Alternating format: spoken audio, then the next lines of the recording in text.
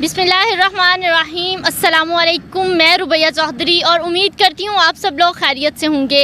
इस वक्त digital media alliance Pakistan का वफद जो कि फैसलाबाद की तहसील तांदलियावाला में इत्तेहाद प्रेस क्लब में हलफ बर्दारी की तकरीब है, वहाँ जा रहा है। और रास्ते में हमें एक ये गुज्जरों का डेरा जिसे कहा जा सकता है, बहुत सी भैंसें हैं, तो वो एक जगह अच्छी लगी जहाँ पे हम रुक गए हैं कि इसका एक व्यू ले लेते हैं कैसा लगेगा। और यहाँ का माहौल भी बहुत अच्छा है, एक देसी माहौल जिसे कहा जाता है वो माहौल है। और इनकी तरफ से हमें चाय की ऑफ़र भी आई। इस वक्त मेरे साथ मशहूर HR एक्सपर्ट राव जमील साहिब मौजूद हैं, उनसे पूछेंगे उनका सफ़र कैसा जा रहा है और एक देसी माहौल में आके कैसा लगता है उन्हें। जी सर।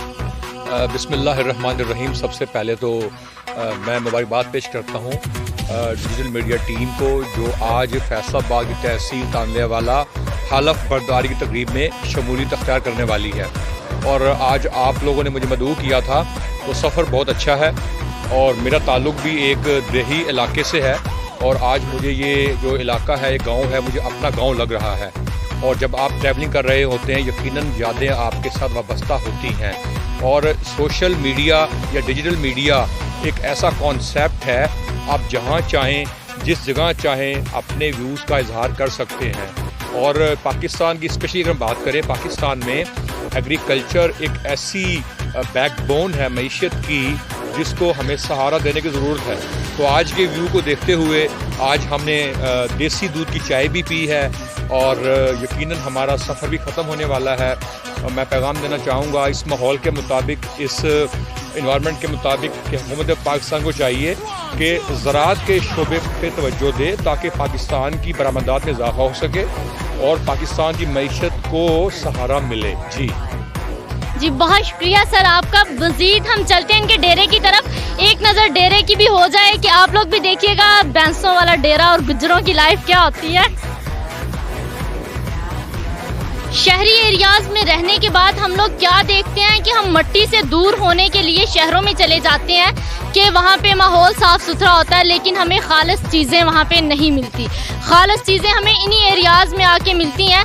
तो मैं राव जमील साहब से एक बात पूछूंगी कि सर आपको क्या लगता है देही ज़िंदगी और ये जानवरों का ये कैसा होना चाहिए था? देखें, आपका बड़ा एक अच्छा क्वेश्चन है।